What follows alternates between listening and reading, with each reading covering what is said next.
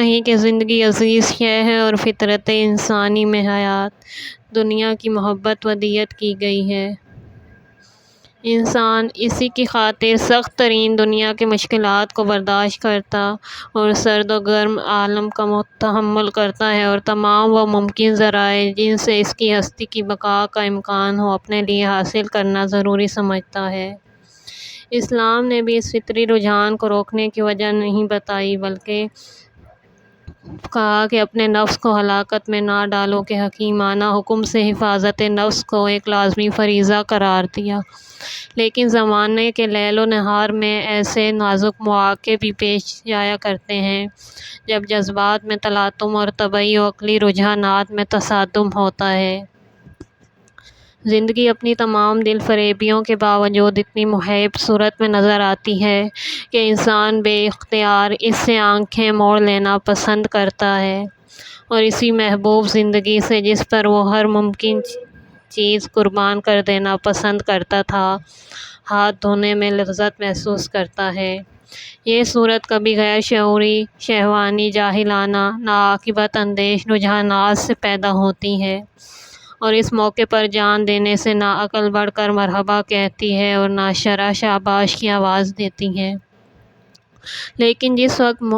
موت سے بدتر زندگی اور زندگی سے بہتر موت میں معاملہ پڑ گیا ہو، جس وقت بقائے حیات اہم ترین مقاصد کے پامال ہو جانے پر موقوف ہو اور جس وقت عزت نفس اور فنائے وقتی کا سوال درپیش ہو،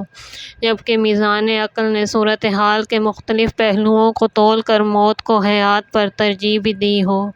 تو اس وقت موت کے منہ میں جا پڑنے والے حیات دائمی کے مالک ہو جاتے ہیں۔ حسین بن علی نے کربلا میں اپنے فریضے کا احساس کرتے ہوئے جو راستہ طے کیا تھا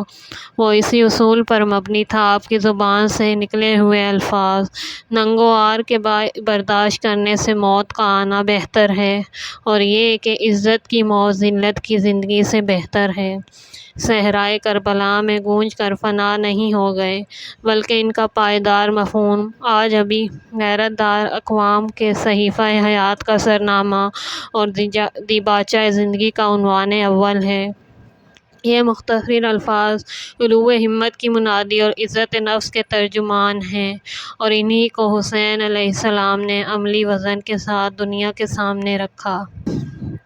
صبر کی صفت تو حضرت امام حسین علیہ السلام کے ساتھ ایسی مخصوص ہوئی کہ سید الصابرین، صبر کرنے والوں کے سردار کا لقب حاصل ہو گیا۔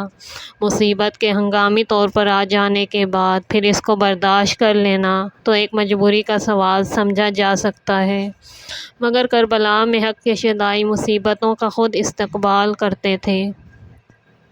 امام حسین علیہ السلام کا خود تلوار نہ اٹھانا اور تمام ساتھیوں اور عزیزوں کو اپنے سامنے رخصت کرنا قوت برداشت کا انتہائی امتحان دینا تھا۔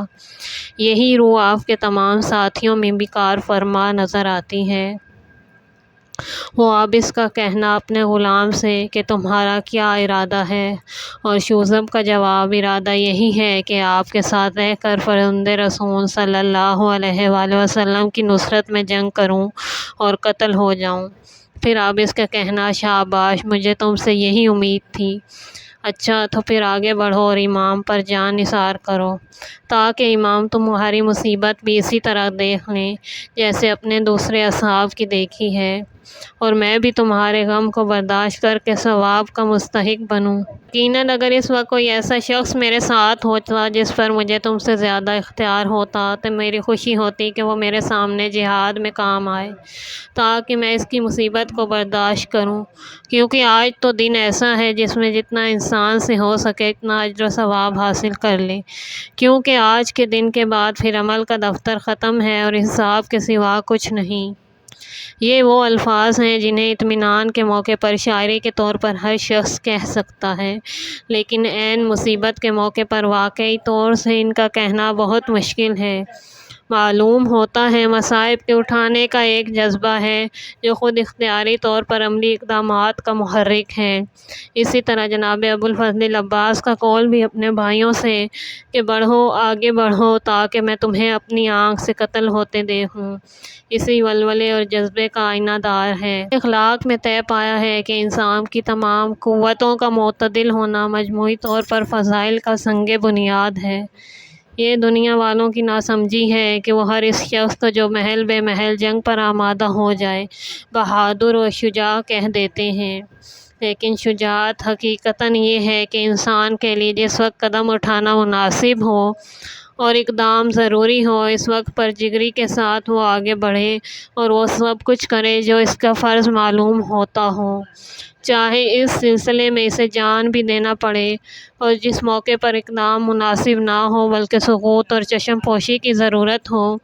اس وقت تحمل سے کام لے، اس میں کتنے ہی مشکلات درپیش ہوں اور ناگوار صورتوں کا مقابلہ کرنا پڑے۔ اس صورت میں خاموشی اسی طرح شجاعت کا ثبوت ہوگی جس طرح پہلی صورت میں نبرد آزمائی۔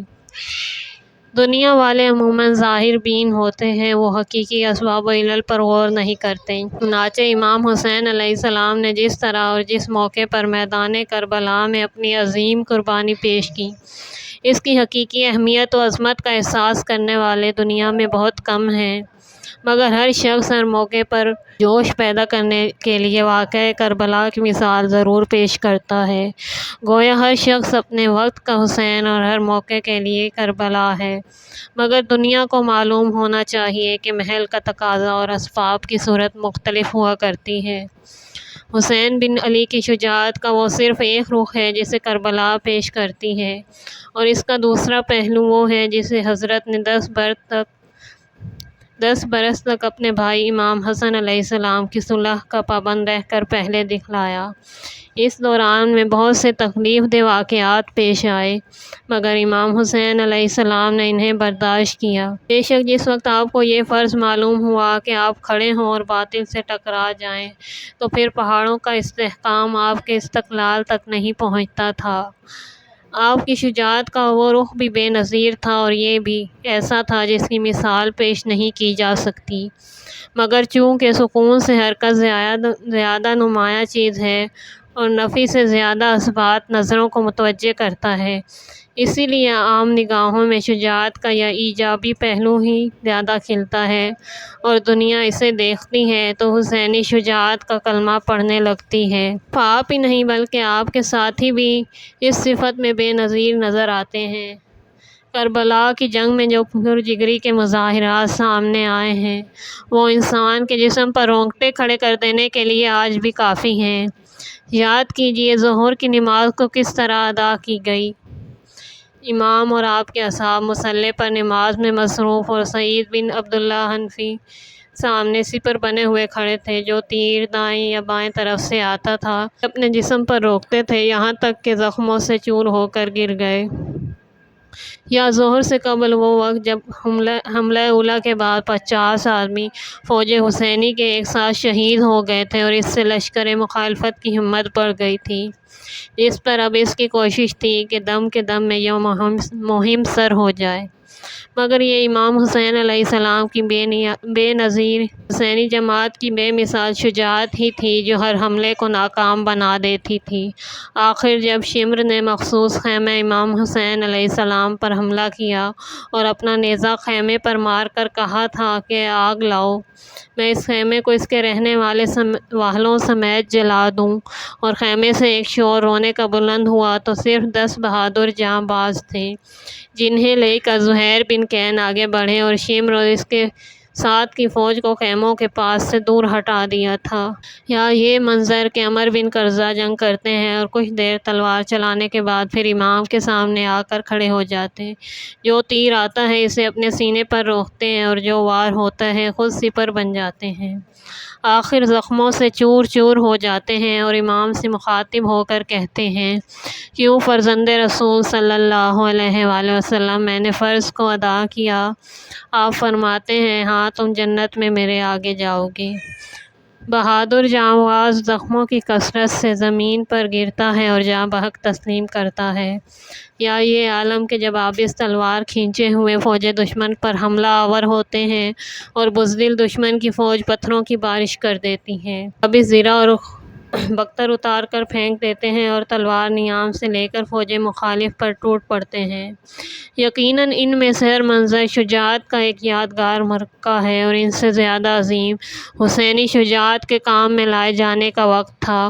جب ایک یکا و تنہا بے کس کمر خمیدہ اور دل شکستہ کے سامنے ہزاروں آدمی بھاگتے نظر آتے تھے۔ تمام مجاہدین کربلا اور ان کے سالار حضرت سید الشہداء کی شجاعت نے وہ مرقعے پیش کیے جن کا اثر دشمنوں کے دل پر مدت العمر تک رہا، اور اس کا اظہار ان کی زبان سے ہوا، جیسا کہ بریر ہمدانی کے قاتل کعب بن جابر نے اپنے اشعار میں کہا: میری آنکھوں نے اس زمانے میں اور نہ اس کے پہلے سے کبھی ان کی ایسی جماعت نہیں دیکھی جو اس شدت سے حرب و ضرب کرنے والی ہو۔ انہوں نے بغیر زرہ و بختر کے جنگ میں غیر معمولی استقلال دکھلایا، اور یہ بات ہے کہ نتیجتاً انہیں اس سے کوئی فائدہ حاصل نہ ہوا۔ یہ آخری فقرہ اس کی مادی ذہنیت کا لحاظ ہے جو کامیابی کو صرف جنگ کی ظاہری فتح میں مضمر سمجھتی تھی، حالانکہ مستقبل نے ثابت کر دیا کہ فتح بھی اسی بہادر جماعت کو نصیب ہوئی، اور ان کی مخالف اکثریت کو وہ ابدی شکست ہوئی جو تاریخ میں مثال نہیں رکھتی۔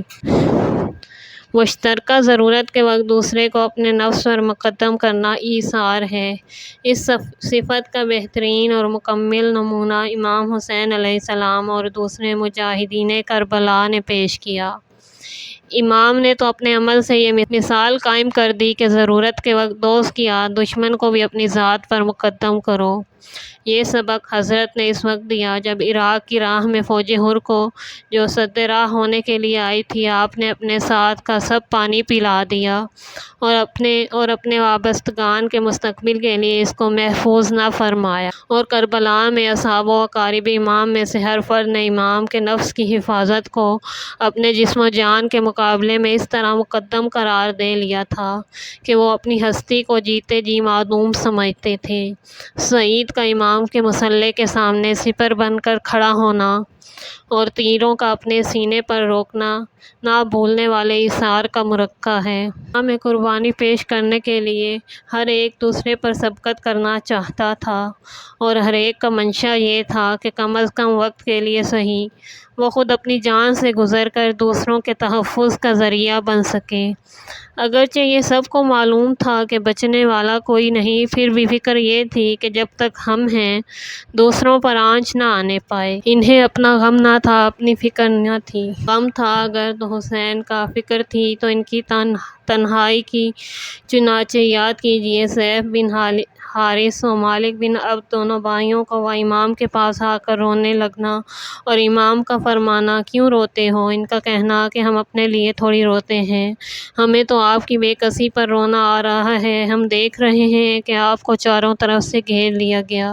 اور یہ کہ اب ہم سے آپ کی حفاظت قرار واقعی طور پر نہ ہو سکے گی۔ اس طرح یہ واقعہ بھی کہ بشیر بن عمر حضرمی کو خبر پہنچتی ہے کہ ان کا فرزند عمر رے کی سرحد میں قید ہو گیا ہے۔ امام بلاتے ہیں اور فرماتے ہیں: تم میری بیعت سے آزاد ہو جاؤ، اپنے فرزند کی رہائی کی فکر کرو۔ اور وہ باوفا مجاہد کہتا ہے کہ مجھے جیتے جی درندے کھا جائیں، اگر میں آپ سے جدا ہوں، یہ کسی طرح ممکن نہیں۔ انفرادی طور پر جان بچانے کے امکانات ٹھکرائے جا رہے تھے، صرف حسین علیہ السلام کے ساتھ حق وفاداری ادا کرنے کے لیے جناب ابوالفضل العباس اور ان کے بھائیوں کے 2 امان نامے پہنچے، ایک عبداللہ بن ابی المہل کے ذریعے سے جو ان کی والدہ گرامی ام البنین کا بھتیجا تھا، اور ایک شمر کے ذریعے سے جو اسی خاندان سے تھا، مگر دونوں رد کر دیے گئے۔ اپنے سامنے زندگی کی راہ صاف ہونے کے باوجود دوسرے کی خاطر موت کو اختیار کرنا کوئی معمولی ایثار کا مظاہرہ نہیں، پھر یہ بھی امام اور اس کی پوری جماعت کا ایثار ہی تھا کہ دین و مذہب کے تحفظ اور نوع انسانی کو مظالم سے بچانے کی خاطر اپنا سب کچھ نذر کر دیا، اور کسی بھی شے کو جو دنیا کے کسی بھی شخص کو عزیز ہوتی انہوں نے قطعاً عزیز نہ کیا۔ دوسرے کو مصیبت میں مبتلا پا کر اس کا شریک اور ہمدرد بن جانے کا نام مواسات ہے۔ کربلا میں حسین اور انصار حسین نے باہمی مواسات کا بے مثال نمونہ پیش کیا۔ امام کی مواسات کا یہ عالم تھا کہ کوئی مصیبت انصار و اصحاب پر نہیں پڑی جس میں امام نے ان کا ساتھ نہ دیا ہو۔ انصار اور عزیزوں کی شہادت کے عنوان مختلف تھے، لیکن جب امام کی شہادت پر نظر ڈالی جاتی ہے تو معلوم ہوتا ہے کہ وہ کسی ایک عنوان کے ساتھ مخصوص نہ تھی، بلکہ ایک بے کس کے قتل کی جتنی صورتیں ہو سکتی ہیں وہ اس ایک ذات میں جمع ہو گئی تھیں۔ اسی طرح اصحاب حسین کی امام کے ساتھ مواسات دنیائے تاریخ میں بے نظیر ہے۔ وہ صرف اپنی جانیں نہیں دے رہے تھے بلکہ دنیا کو مواسات کا نہ بھولنے کے قابل سبق یاد کرا رہے تھے اور ایک بے نظیر مثال قائم کر رہے تھے۔ دوستوں کے ساتھ کیا برتاؤ ہونا چاہیے اور اپنے میں کس طرح مواسات مد نظر رہنا چاہیے، اس کا بہترین سبق امام حسین نے دیا ہے۔ پہلے کے واقعات کا تذکرہ جبکہ اطمینان کے لمحے اور سکون کے اوقات تھے اتنا اہم نہیں، کیونکہ ان حالات میں دوسرے بھی معاشرتی حقوق کا کچھ نہ کچھ لحاظ کرتے ہیں، مگر عاشور کے دن جب مصائب کا ہجوم تھا، امام حسین علیہ السلام نے کس طرح حقوق کا لحاظ کیا ہے اور یہ خیال رکھا ہے کہ کسی کے ساتھ جانبداری اور پاسداری ہونے نہ پائے، اس کو قرار واقعی طور پر سمجھنے کے لیے یہ دیکھنا ہوگا کہ جماعت حسینی میں عزیز بھی تھے اور غائب بھی تھے، مگر آپ کا طرز عمل سب کے ساتھ اپنے اپنے حدود میں مساویانہ تھا۔ پھر حفظ مراتب کے ساتھ یہی چیز مشکل ہے۔ جنگ کے میدان میں اور قیام حسینی کے قیام کی جگہ میں کافی فاصلہ تھا، چنانچہ امام کے نفس کو کتنا تعجب اور کتنی مشقت برداشت کرنا ہوتی ہوگی، مگر چونکہ آپ کو سب کے ساتھ عزیزانہ برتاؤ کرنا ضروری تھا، لہٰذا جو مجاہد آتا تھا اور اجازت جہاد مانگتا تھا بغور اسے دیکھتے اجازت جہاد دیتے، جب تک کہ جنگ کرتا تھا کھڑے ہو کر اس کی جنگ کا مشاہدہ فرماتے تھے اور جب زخمی ہو کر گرتا تھا تو اس کی لاش پر جاتے تھے۔ دھوپ گرمی اور تمازت آفتاب میں ہر شہید کی لاش پر جانا اور پھر واپس آنا کتنی سخت زحمت کا باعث ہوتا ہوگا۔ اگر امام کو تو دکھانا تھا کہ ایک سردار، ایک رئیس اور ایک افسر کو اپنے ساتھیوں، ماتحتوں یا سپاہیوں کے ساتھ کس طرح یگانگی اور مساوات کو ملحوظ رکھنا چاہیے ان سخت اوقات میں جبکہ ایک انسان کے ہوش و حواس بجا نہیں رہ سکتے، یہ امام حسین علیہ السلام ہی کا کام تھا کہ معاشرتی حقوق کی نگہداشت کامل طور پر ملحوظ رکھی۔ پھر یاد کیجئے ایک واقعہ کہ جب بشر بن عمر کو ان کے فرزند کی خبر ملی تھی تو امام حسین علیہ السلام نے ان کو بلا کر فرمایا کہ جاؤ اور اپنے فرزند کی رہائی کی فکر کرو، اور اس مجاہد نے قطعی طور پر ساتھ چھوڑنے سے انکار کیا تھا۔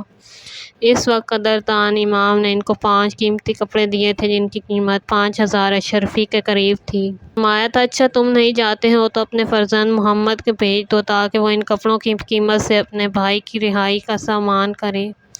عام طور پر انسان فرائض کے پورا کرنے میں معمولی سے معمولی عذر کے ذریعے اپنا بچاؤ کرتا ہے، اور امام حسین سے بڑھ کر ظاہری طور پر اس وقت مجبور کون سمجھا جا سکتا تھا؟ آپ نے اپنے وطن میں نہیں بلکہ سفر میں تھے، یہی مجبوری اظہار معذوری کے لیے کافی تھی۔ صورت واقعے سے یہ بھی ظاہر ہوتا ہے کہ آپ کے پاس نقد روپیہ بھی موجود نہ تھا، پھر اس وقت محصور بھی تھے،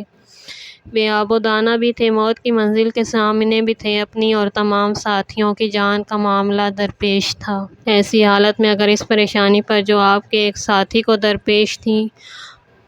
آپ اخلاقی طور پر صرف اظہار افسوس پر اکتفا کرتے تو ان حالات کے لحاظ سے کوئی متنفس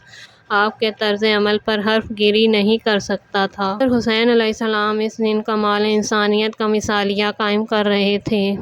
آپ نے اس وقت بھی جب ہر شخص آپ کو مجبور سمجھ رہا تھا اور ان ہوشربا پریشانیوں کے عالم میں جو درپیش تھیں، آپ نے خود اپنے مکانات کا جائزہ لیا اور جو ممکن صورت امداد کی نظر آئی اس سے دریغ نہیں کیا۔